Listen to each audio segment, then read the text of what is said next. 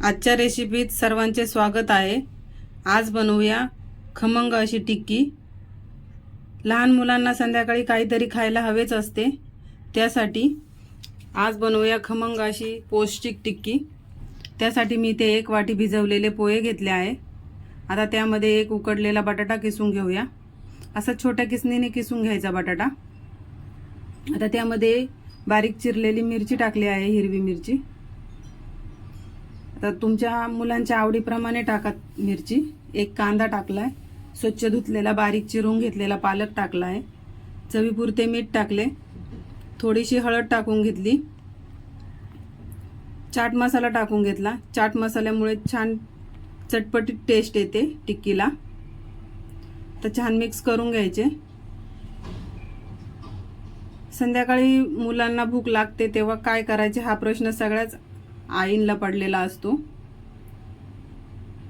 त्यासाठी घरच्या साहित्यात असं वेगळं काहीतरी करायचं, कलरफुल, मुलं आवडीने खातील असं।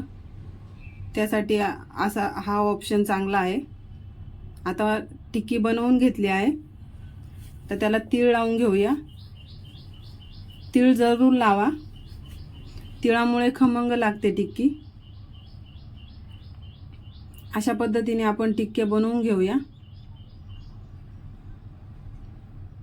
पालक टाकल्यामुळे टिक्की पौष्टिक सुद्धा होते।